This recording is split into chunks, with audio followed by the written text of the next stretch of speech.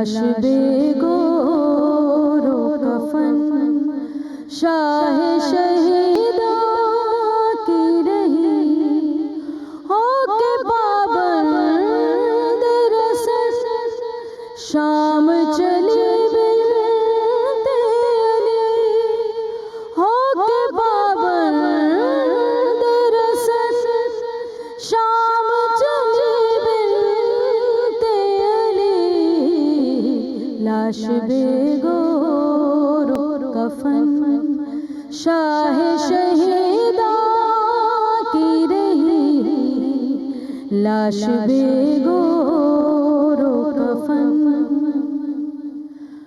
کند خنجر سے کٹا شاہ کا سر سجدے میں کند خنجر سے کٹا شاہ کا سر سجدے میں نوک نیزہ سے ردا زینب مستر کی چھینی نوک نیزہ سے ردا زینب مستر کی چھینی لاش بے گور و کفن شاہ شہیداں کی رہی لاش بے گور و کفن قتل شبیر ہوئے چھن گئی زینب کی ردا قتل شبیر ہوئے چھن گئی زینب کی ردا سسکیاں لیتے ہوئے شام غریبوں کی ڈھلی سسکیاں لیتے ہوئے شام غریبوں کی ڈھلی لاش بے گور و کفن شاہ شہیداں کی رہی لاش بے گور و کفن ہائے مظلوم نے پایا نہ کفن صحرا میں ہائے مظلوم نے پایا نہ کفن صحرا میں ڈھانپنے کے لیے سر بہن کو چادر نہ ملی ڈھانپنے کے لیے سر بہن کو چادر نہ ملی لاش بے گور و کفن شاہ شہیداں کی رہی لاش بے گور و کفن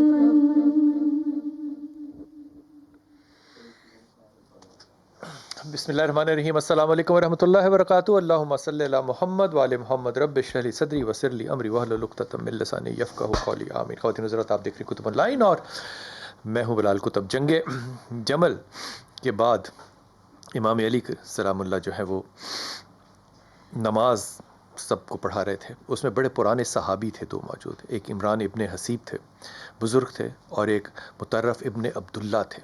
دونوں صحابہ نے بھی امام علی کرم اللہ کے پیچھے نماز پڑھی، اور جب نماز ختم ہو گئی تو دونوں صحابی جو ہیں وہ بزرگ آپس میں گفتگو کر رہے ہیں، اور وہ ایک دوسرے کو کہہ رہے ہیں کہ آج بڑے عرصے بعد بالکل ویسے نماز پڑھی جیسے نبی پڑھایا کرتے تھے۔ آج محرم میں شاید یہ بات یاد کرنے کی ہے، اور یہ اپنے علماء سے بھی آج اور سارے محرم میں پوچھوں گا کہ یہ جن کو ہم اہل بیت کہتے ہیں، جن کو وارثین رسول پاک صلی اللہ علیہ وسلم کہتے ہیں، یہ صرف ممبر کے وارث نہیں ہیں۔ بڑے ادب کے ساتھ معاف کر دیجیے گا، یہ ممبر کے وارث نہیں ہیں، یہ آپ کے مصلے کے بھی وارث ہیں۔ جو ممبر کا بھی وارث ہو اور مصلے کا بھی وارث ہو، کمال بات ہے کہ اللہ تعالیٰ ان تمام لوگوں سے جو اپنی وحدانیت کا اعتراف مانگتا ہے وہ قربانی کی صورت میں مانگتا ہے. اس کی انتہا کربلا لیکن ابتدا جو ہے وہ ابراہیم اور اسماعیل سے. آج میرے ساتھ انتہائی محترم علامہ عمران مظاہری صاحب، السلام علیکم. خیریت سے ہیں آپ؟ الحمدللہ. انتہائی عزت کے ساتھ آج وہ جو آنسو نکلتے ہیں نا، تو وہ یاد رکھیے گا کہ اللہ کہتا ہے کہ میری محبت میں جب ایک آنسو نکلا ہو نا آنکھ میں، اور وہ کتنا آنسو ہو، مکھی کے سر کے برابر، تو اللہ کہتا ہے کہ میں اس پہ دوزخ کی آگ کو حرام کر دیتا ہوں. خدا کرے کہ یہ سارے آنسو جو ہمارے نکلیں یہ سوائے اللہ کی محبت اور اہل بیت کی محبت کے سوا اور کہیں نہ نکلے. ریشم، السلام علیکم. وعلیکم السلام. اور انتہائی محترم سارہ نسیم، بہت شکریہ، بہت شکریہ آپ کا. علامہ صاحب آپ کی طرف آؤں گا بڑے ہی ادب کے ساتھ. خدا تعالیٰ جو ہے وہ ہم سے ہر شے میں قربانی کیوں مانگتا ہے؟ اعوذ باللہ من الشیطان الرجیم. بسم اللہ الرحمن الرحیم. غریب و سادہ و رنگی ہے داستان حرم، نہایت اس کی حسین ابتدا ہیں اسماعیل. بلال بھائی، اس میں ایک تو وضاحت بڑی ضروری ہے کہ ہمارا پروردگار قربانی ویسے نہیں مانگتا جیسے لوگوں کے ذہنوں میں ہے کہ کوئی بھگوان ہے جسے خون کی بلی چاہیے. صحیح. یہاں قربانی کا تصور بالکل مختلف ہے. یہاں قربانی کا مطلب ہے کسی عمل کے ذریعے، کسی چیز کے ذریعے قرب پروردگار پانا، اللہ کے قریب ہو جانا. قریب ہو جانا. اور ہم ہر عبادت کی ابتدا میں نیت بھی یہ کرتے ہیں کہ میں یہ عمل سر انجام دے رہا ہوں قربتاً الی اللہ. مقصد ہے خدا کا قرب پانا. اور پروردگار ایسا ہے کہ جس کا قرب فاصلے کے اعتبار سے نہیں پایا جا سکتا کہ پہلے وہ دور تھا اور اب یہ عمل کرنے کے بعد اس کے قریب ہو گیا ہوں. مقصد یہ ہے کہ اس کی خوشنودی کے لیے کوئی ایسا عمل سر انجام دینا جس کے نتیجے میں آپ معنوی اعتبار سے پروردگار کے قریب ہو جائیں. لیکن جو خاص بندگان خدا ہیں، جیسے میں نے عرض کیا اور آپ نے بھی ابتدا میں فرمایا کہ جناب ابراہیم علیہ السلام اور امام حسین علیہ السلام، اگر آپ قرآن کا مطالعہ کرتے ہیں تو پروردگار عالم نے جناب اسماعیل علیہ السلام کی جو قربانی ہے وہ مانگی ہے. یعنی جناب ابراہیم علیہ السلام نے خواب دیکھا ہے اور خواب دیکھ کے اپنے بیٹے سے بیان کیا ہے کہ میں نے خواب، اور وہ حکم پروردگار ہے. امام حسین علیہ السلام کی جو قربانی ہے وہ امام حسین علیہ السلام وقت، حالات، اس سچویشن، جن مسائل میں اسلام گھرا ہوا ہے، جن مسائل میں محمدیت گھری ہوئی ہے، لوگوں نے اس اسلام کے چہرے پہ اتنی گرد ڈال دی ہے کہ اس کی پہچان مشکل ہو چکی ہے. ایسے حالات میں فرزند رسول اپنے گھر کے بچوں کو، مستورات کو لے کے وہ شہر جو ان کے نانا کا شہر ہے، بلکہ مشہور ہی ان کی وجہ سے ہے، مدینۃ الرسول، جس کو مدینہ کہا ہی اس لیے جاتا ہے کہ وہ مدینۃ الرسول ہے. صاحب اس بات پہ بڑی حیرت نہیں ہوتی کہ وہ جو ام سلمہ کو مٹی لا کے نبی پاک صلی اللہ علیہ وسلم نے دی، اور نبی پاک کی ہر وہ ادا جو ہے، چاہے وہ وضو کی ہو، چاہے وضو کا قطرہ، وہ ہمارے تک محفوظ ہے. جب نبی پاک صلی اللہ علیہ وسلم کو علم تھا تو امت کو احساس نہیں ہوا کہ ہم کیا کرنے والے ہیں آئندہ زمانے میں؟ دیکھیے بلال بھائی، ہمیشہ دین کے مقابل حکومت آئی ہے.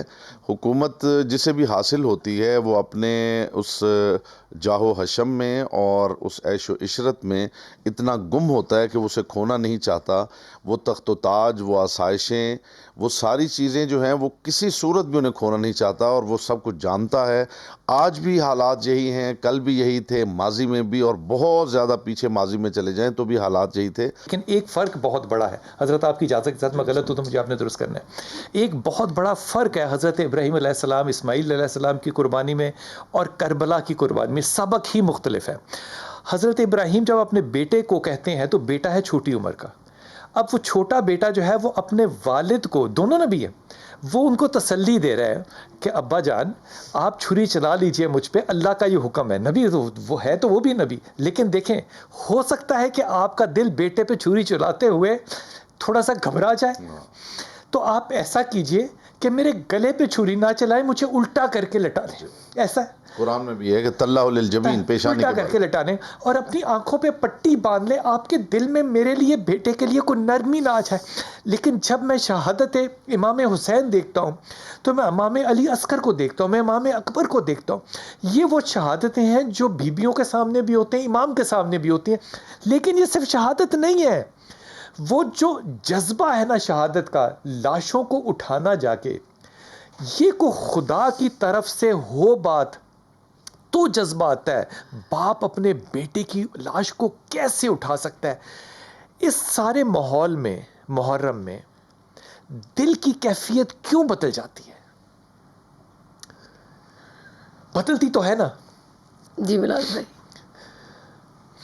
جو قربانیاں اہل بیت نے دی ہیں،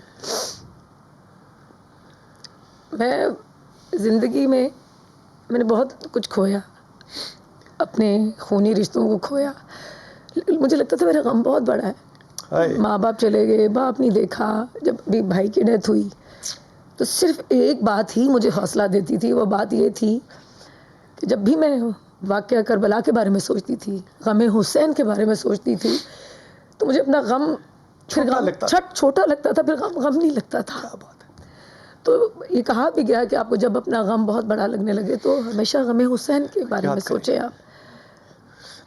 اور ان کی محبت ایک ایسی طاقت ہے کہ دل یوں مہکتا ہے بلال بھائی، جیسے دور سے کسی پھول کی خوشبو نہیں آتی، محسوس ہو جاتی ہے آپ کو. سچ کہہ رہی. مطلب نبی پاک صلی اللہ علیہ وسلم سے جڑے یہ پیارے رشتے، یہ پیارے، مزید ان کا احترام، ان کے لیے پیار اتنا بڑھ جاتا ہے کیونکہ ہمارے نبی پاک صلی اللہ علیہ وسلم نے وہ تو ان کے لیے ان کے جگر کے ٹکڑے تھے، یہ ان پہ جان چھڑکتے تھے. یہ میرے بیٹے ہیں، یہ میرے بیٹے ہیں. میرے بیٹے ہیں. کہ جب امام حسین سرکار میرے خیال میں جب ان کی وہ سجدے میں تھے اور کندھوں پر وہ تھے تو حکم ہوا کہ سجدہ لمبا کرو. اور اس میں ایک جملہ شامل کروں، صحابہ نے سر اٹھا اٹھا کے دیکھا اور بچوں کو اٹھانے کی کوشش کی. رسول پاک صلی اللہ علیہ وسلم نے سجدے میں منع کیا کہ بچوں کو کھیلنے دو. لیکن میرے پاس یہ جرت علم اور اخلاق نہیں ہے کہ میں کہہ سکوں کہ جب خیال حسین آئے تو نماز قبول ہوتی ہے. بے شک بے شک بے یہ شک. کہنا غلط تو نہیں ہے؟ جی اس میں کوئی شک نہیں ہے. جی ہمارے زندگی کے پتہ نہیں کتنے خیالات ہماری نماز کے اندر آتے ہیں تو ہماری نماز کو کچھ نہیں ہوتا. اتنا پاکیزہ خیال آئے گا تو نماز کو کیا ہوگا. یا بلال بھائی ایک بات میں آگے، آپ نے آنسو کی بات کی ہے. رسول اکرم صلی اللہ علیہ وسلم کا ایک فرمان ہے کہ اے حسین تو مومن کی آنکھ کا آنسو ہے. حسین تو مومن کی آنکھ کا آنسو ہے. اور یہ جو آنسو ہے یہ آپ اس کو اگر دیکھیں تو یہ ایک معجزہ ہے. اب آپ کہیں گے معجزہ کیسے ہے؟ معجزہ یوں ہے کہ ہر انسان فطری اعتبار سے، نفسیاتی اعتبار سے غم سے دور جانا چاہتا ہے. وہ خوشی کو پسند کرتا ہے، وہ خوشی کی طرف بھاگتا ہے، غم سے بھاگتا ہے، خوشی کی طرف بھاگتا ہے. یہ واحد غم ہے کہ جس کے لیے لوگ رونے کے لیے پیسے خرچ کر رہے ہیں، غم کی طرف جا رہے ہیں، غم کی طرف جو ہے وہ جا رہے ہیں. پھر ہر غم جو ہے وہ ایک مصیبت ہے. یہ واحد غم ہے کہ رونے کے بعد رونے والا بارگاہ پروردگار میں شکر ادا کر رہا ہے کہ پروردگار تیرا شکر ہے کہ فرزند رسول پر رونے کی مجھے توفیق حاصل ہوئی. کیا بات ہے، کیا بات ہے. اور اس آنسو کا یہ بھی کمال ہے کہ کربلا واحد ایسا امر ہے جو ایک ہی وقت میں درد بھی ہے اور دوا بھی ہے. کیا بات ہے. وقفہ لوں گا، واپس آؤں گا. کیا خوبصورت بات کی ہے. درد بھی ہے اور دعا بھی ہے. کیا بات ہے. لیکن یہ بات جو ہے نا، یہ اپنے بچوں کو نا تبلیغ کیجئے. یہ میں بات بڑی ذمہ داری سے کہہ رہا ہوں. اپنے بچوں کو محرم میں یہ بات تبلیغ کریں اور ان کو یہ دعا سکھائیں کہ اللہ غم حسین کے سوا کوئی غم نہ دے. یہ اتنی بڑی دعا ہے، اتنی بڑی دعا ہے. لیکن اس میں صرف گلا نہیں چاہیے. اس کے لیے آپ کو خون جگر کے ساتھ اپنے ایمان کی وہ کیفیت چاہیے جو عشق حسین سے گزرتی ہوئی، وہ جو تباہ رسول پاک صلی اللہ علیہ وسلم ہے، وہاں تک کا سفر کیجئے. وقفہ لیجئے، واپس آتے ہیں. ارمان ریا، ارمان ریا، کیوں باد حسین جہان ریا. ارمان ریا، ارمان ریا، کیوں باد حسین جہان ریا. مظلوم دا صدقہ صلی علی ایمان ریا، قرآن ریا. مظلوم دا صدقہ صلی علی ایمان ریا، قرآن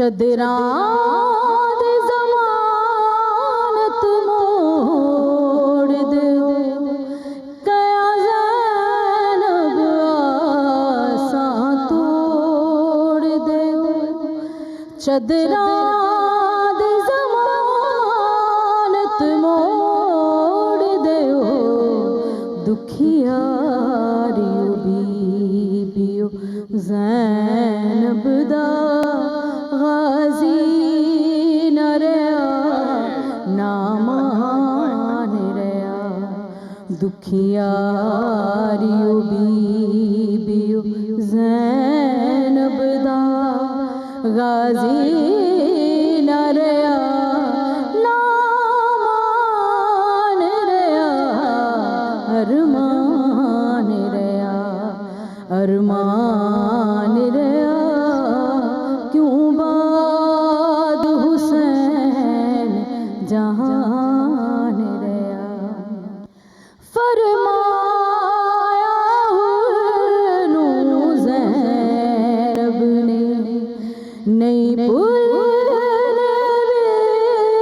ویرائے صدمے فرمایا نو زینب نے نہیں بھولنے ویرائے صدمے افسوس کی بھکھیاں پیاسیاں دا دو کڑیاں تو مہمان رہیا افسوس کی بھکھیاں پیاسیاں دا دو کڑیاں تو مہمان رہیا ارمان رہیا ارمان رہیا کیوں بعد حسین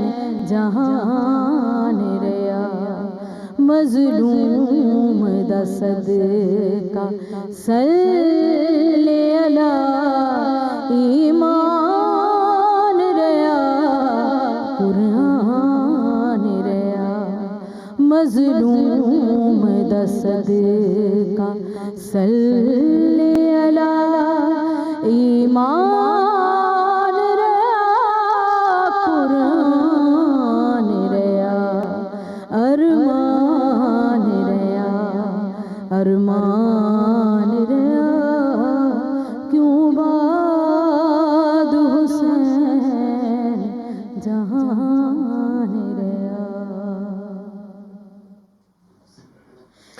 کیا خوبصورت مصرع ہے، کیوں بعد حسین جہان رہا. جب یہ مصرع علامہ صاحب سارا پڑھنی تھی تو میرے ذہن میں جو سارا بات آ رہی تھی نا، وہ سیدہ فاطمہ کا وہ جملہ تھا جب نبی پاک صلی اللہ علیہ وسلم کو لوگ ظاہری طور پہ دفن کر کے آئے تو میری ماں نے صحاب سے کہا کہ تم کیسے لوگ ہو، تم نے کس دل سے اپنے نبی پہ مٹی ڈالی ہوگی. اگر اس وقت کوئی بتانے والا ہوتا تو میری ماں کو بتاتا کہ سیدہ یہی مٹی تیری بیٹی کے سر پہ بھی پڑے گی. یہ جو تکلیف ہے، یہ خاندان رسالت ایک طرف، لیکن عمران بھائی اس میں بہت بڑی جو مجھے تکلیف ذاتی طور پہ کہ امام نے جو سفر شروع کیا مکہ سے اور کربلا تک کا، اس کے درمیان میں کوئی 70 سے زیادہ ایسے مقام ہیں جہاں پہ آپ نے قیام کیا، اور وہ قیام سے مراد ہے کہ آپ نے وہاں لوگوں کو تبلیغ کی. اب میرے دل کا دکھ سنیے گا، ریشم ہدیہ کر رہا ہوں یہ بات، میرے دل کا دکھ ہے.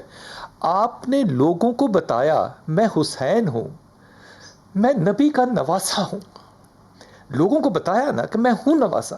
بے شک ہم نے نہیں سنی، معافی کے ساتھ ہم نے نہیں سنی. ہم نے سنی ہوتی تو کربلا وارد نہ ہوا ہوتا.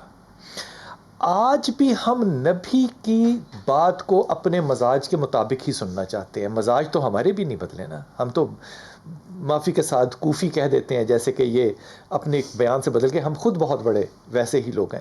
حضور اقدس امام اپنا بیان دے رہے ہیں، امام اپنا قیام کر رہے ہیں، امام کے ساتھ بچے ہیں، امام کے ساتھ بیبیاں ہیں، امام کے ساتھ اسلحہ نہیں ہے، امام کے ساتھ ذرہ نہیں ہے. اس کے باوجود امام جو ہے وہ کس مقصد کے لیے 72 کو کہتے ہیں کہ جس نے جانا ہو وہ چلا جائے، جس نے رہنا ہو وہ رہ جائے. کیوں کہتے ہیں؟ وہ کیا حاصل کرنا ہے میرے امام نے اس سارے واقعے سے؟ دیکھیے بلال بھائی، کوئی بھی انسان، ایک باشعور انسان، آپ ذرا ان حالات کو دیکھیے کہ جو وقت کا حکمران ہے، جو فاسق و فاجر ہے، وہ مسلمانوں سے کہتا ہے کہ میری بیعت کریں.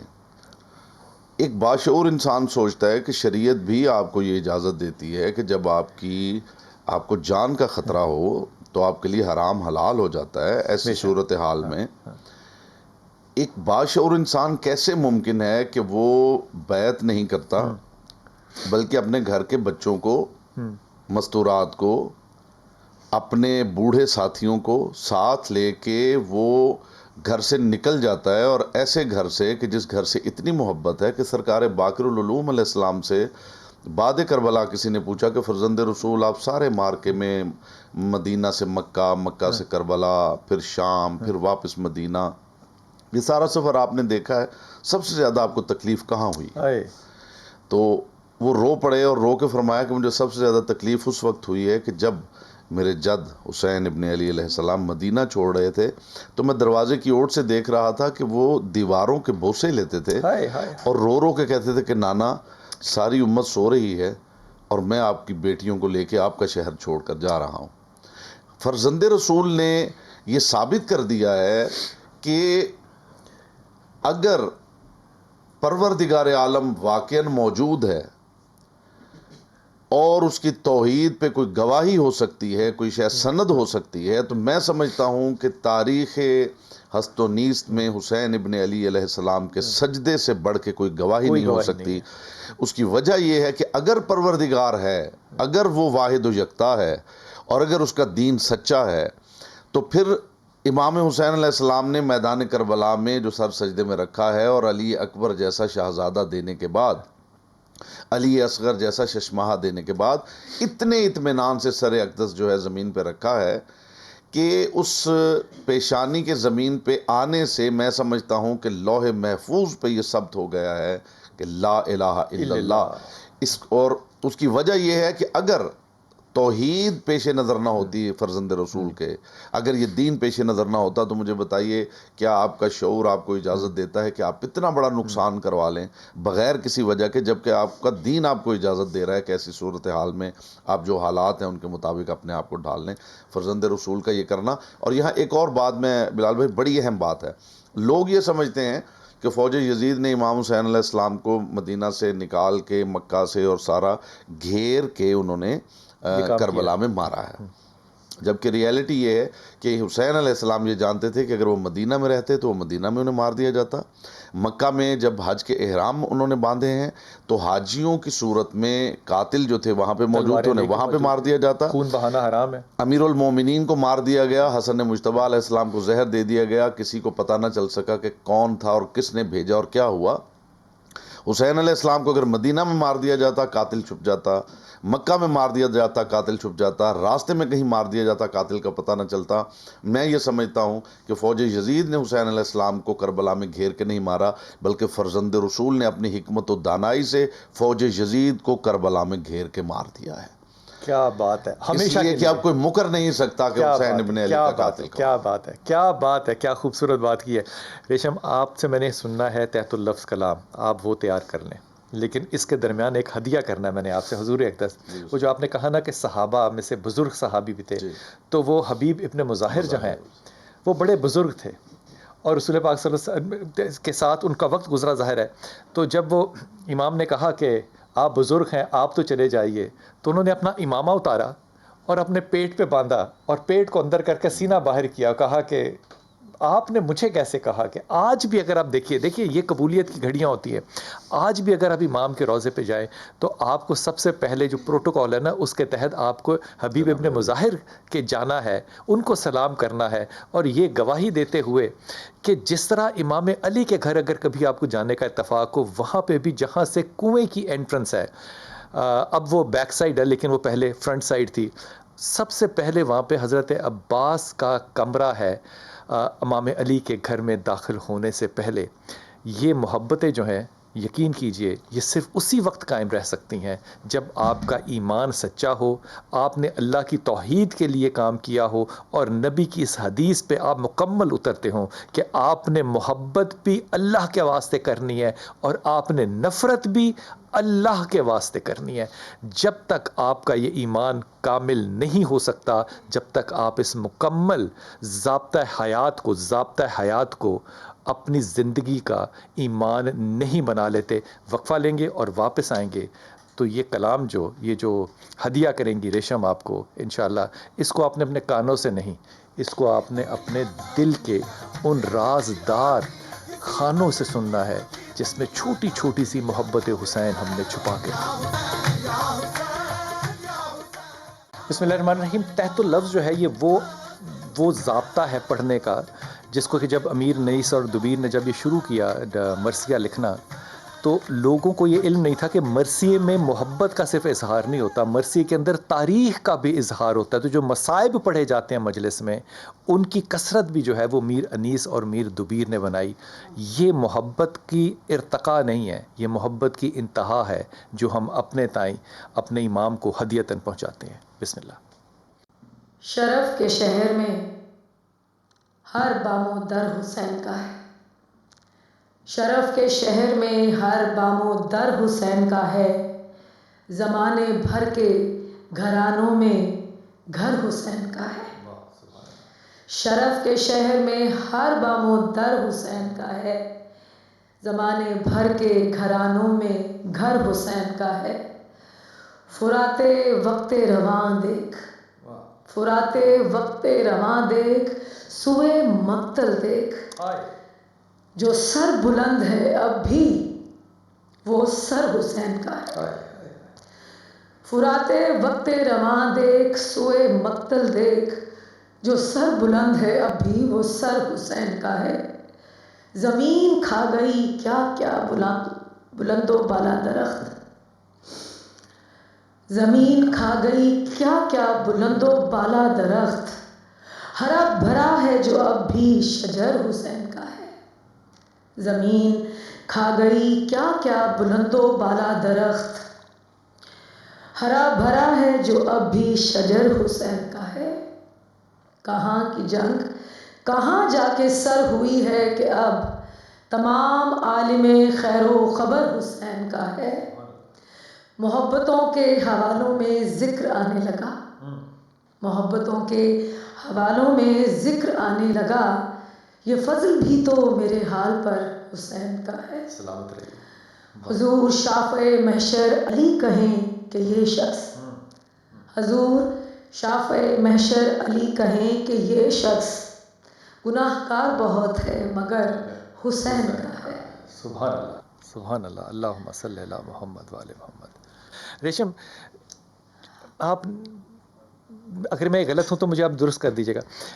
آپ جب ذکر حسین کرتی ہیں تو آپ کا لہجہ بھی بدلتا ہے, آپ کے آنسو بھی آتے ہیں, لیکن بہت قدر جو میں نے دیکھی, بہت ایک نئی قدر جو میں نے دیکھی وہ یہ کہ آپ نیاز جس وقت پکاتی ہیں تو اس کی جو محبت اور چاہت ہوتی ہے آپ کی وہ بھی کمال ہوتی ہے.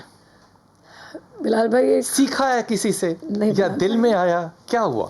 ایک خواہش تھی کافی عرصے سے, 9-10 سالوں سے, کہ میں نیاز جو ہے وہ بناؤں اپنے ہاتھوں سے.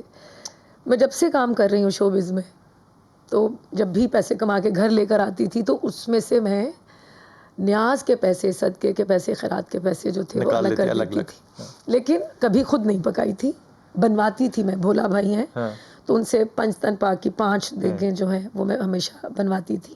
اچھا کیا نسبتیں ہیں پنجتن پاک کی اور 5 دیگیں ہیں؟ 5 دیگیں میں بنواتی تھی, اور وہ ہمیشہ جو ہے کہ وہ ہاسپٹل میں سروسز ہاسپٹل کی پارکنگ میں باجی جو ہے وہاں پہ جو مختلف گاؤں سے لوگ آئے ہوتے ہیں.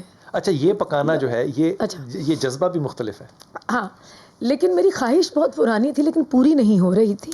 میں نے وہ پتیلا جس میں کوئی 45-50 کلو کا لنگر پک جاتا ہے تو وہ بھی خرید کے رکھا ہوا تھا. میں نے چولہا الگ سے برنر لے کے رکھا ہوا تھا جس میں مسالے رکھنے تھے. وہ سب چیزیں میں نے لے کر رکھی ہوئی تھیں لیکن منظوری نہیں تھی.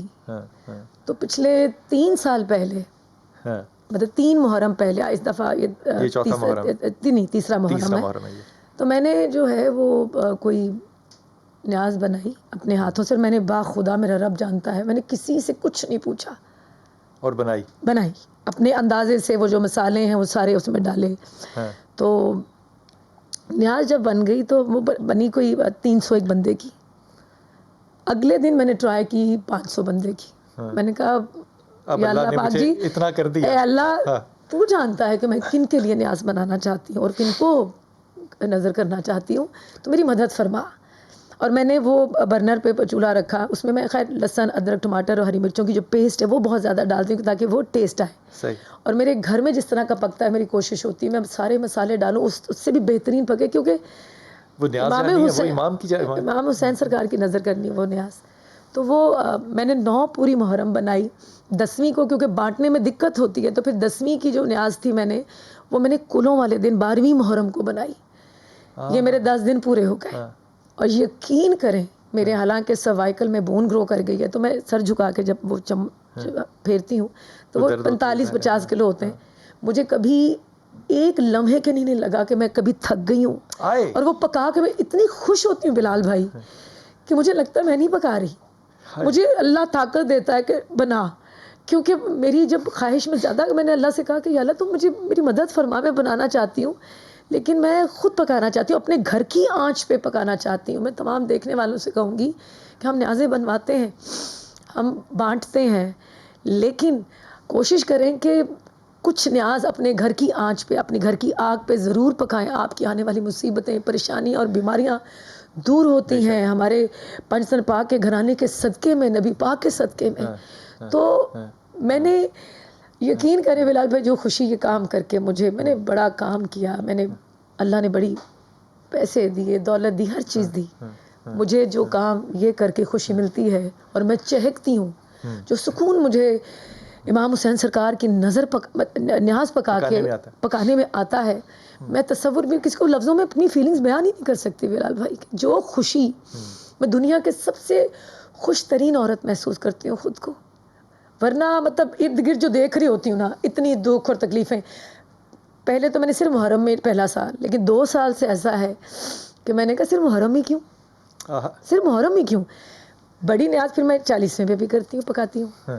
لیکن پھر میں نے کہا کہ محرم اور 40واں ہی کیوں, 12 مہینے کیوں نہیں. تو وہ نیاز جو ہے اب میں ساری کی ساری خود پکاتی ہوں. اور وہ الحمدللہ مجھے یقین نہیں آتا کہ 500-600 بندے میں آرام سے تقسیم ہو جاتی ہے. اور مجھ سے لوگ پوچھتے ہیں جس کو دینا چاہے ہدایت, جس کو دینا چاہے ہدایت. میں آپ کو ایک ہدیہ کر رہا ہوں جملہ, پھر میں آپ کی طرف آتا ہوں. اور یہ جملہ جو ہے نا یہ میرے گھر کے تمام وہ زندگی جو میں نے اپنی ماں کی اپنی ہوش میں دیکھی ہے کہ وہ کٹر اہل سنت خاندان سے, لیکن اس نے نیاز پکانے میں کبھی وضو کی حالت سے باہر نہیں ہوئی اور کبھی جوتا نہیں پہنا. اور اس کا یہ ایمان تھا کہ یہی وہ عمل ہے جو اللہ کے ہاں قبر میں ایک مقبول بھی ہونا اور قبول بھی ہونا. بلال بھائی یہ تو پاکوں کی نیاز ہے, تو ظاہر وضو تو لازم ہے نا. اور جوتا پہن کے تو پکا ہی نہیں, آپ پہن کے بنا ہی نہیں سکتے ان کی نیاز. کیا بات. آپ کو اسی عقیدت اسی احترام کے ساتھ بنانی پڑتی ہے, کیونکہ دیکھیں بھی تو آپ نیاز بھی تو کن کے لیے بنا رہے ہیں. یہ بات جو ہے نا ریشم, یہ اللہ جس کے دل پہ ڈالے کہ جنہوں نے اپنے نانا کی نماز بچائی, جنہوں نے تلوار پہ ان کا سر رکھا گیا اور انہوں نے وہاں قرآن پڑھا, مطلب بچایا کہ انہوں نے اپنا دین بچایا اپنے نانا کا, انہوں نے اپنی نانا کی نماز بچائی, جو کہ ہم بہت تھوڑی پڑھتے ہیں. ہمیں کوشش کرنی چاہیے کہ ہم 5 وقت کی نماز پڑھیں. اللہ تعالیٰ آپ کی اس دعا کو ہمیشہ آپ کے لیے اور ہم سب کے لیے قبول فرمائے. میں 2-3 نمازیں میں رب کو سجدہ کرتی ہوں, یہ بھی دعا کرتی ہوں کہ یا اللہ تو مجھے 5 وقت کا نمازی بنا. آمین آمین آمین. یہ قدیم ترین عبادت ہے، یہ قدیم ترین جی، عبادت جی. ہے. اور میں بڑے ادب کے ساتھ یہ بات آپ سے کہہ رہا ہوں، ادب کے ساتھ. میں ابھی آپ کی منقبت پہ نوحے کے اوپر آ رہا ہوں. یہ جو نماز ہے نا، یہ ہدیتاً کر رہا ہوں بات، یہ قدیم ترین عبادت ہے. حضرت آدم علیہ السلام سے لے کے حضور ایسا ہی ہے، یہ چلتی آ رہی. مختلف حیتیں اس کی تبدیل ہوتی رہی ہیں، مختلف ادوار میں مختلف حیت تبدیل ہوتی رہی ہے. لیکن ایسا کبھی نہیں ہو سکتا کہ اگر اس میں نماز آپ نے پڑھنی ہے تو آپ نے سجدے سے نماز شروع کر لینی ہے. ایسا کبھی نہیں ہو سکتا. یہ ایسا نہیں ہو سکتا کہ قبلہ آپ کے سامنے ہو تو آپ قبلے کی طرف پیٹ کر لیں اور نماز جو ہے وہ دوسری طرف پڑھنا شروع کر دیں. ایسا نہیں ہو سکتا. نماز اللہ نے فرض کی ہے، لیکن جو ترتیب نماز ہے وہ رسول پاک صلی اللہ علیہ وسلم نے دی ہے. ایسی ہی بات ہے. اس لیے اس بات کو ذہن میں ہمیشہ رکھیے گا کہ جب ترتیب نماز آنی ہوتی ہے تو تب رسول پاک صلی اللہ علیہ وسلم کی ہی وہ ترتیب ہے. اور یہ بات میں ادباً کہہ رہا ہوں کہ نماز ہے اللہ کی، لیکن جب قبلے کا رخ پھیرنا تھا تو اللہ قرآن میں کہہ رہا ہے کہ اے نبی، میں تیری آنکھوں کو اٹھتا دیکھ رہا ہوں، مجھے پتہ ہے تیرا دل کیا کہہ رہا ہے کہ تو کس طرف پلٹنا چاہتا ہے. میں نے اس طرف پلٹ دیا اور نماز قائم رہی، نماز ٹوٹی نہیں. اللہ کی نماز ہے، لیکن قائم اس کو محمد صلی اللہ علیہ وسلم نے کیا. بسم اللہ.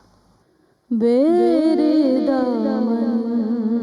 منزلاتے پہ شیعہ شیر دیا، بیرے منزلاتے پہ شیعہ شیر دیا، نیزے تے روندیاں شبیر دیاں، نیزے تے روندیاں شبیر دیاں، بیرے منزلاتے پہ شیعہ شیر دیا، بال سرسین سکینہ دیتے ہاتھ ظالم دا، بال سرسین سکینہ دیتے ہاتھ ظالم دا، زلفاں واللیل دیاں انگلیاں بے پیر دیاں، زلفاں واللیل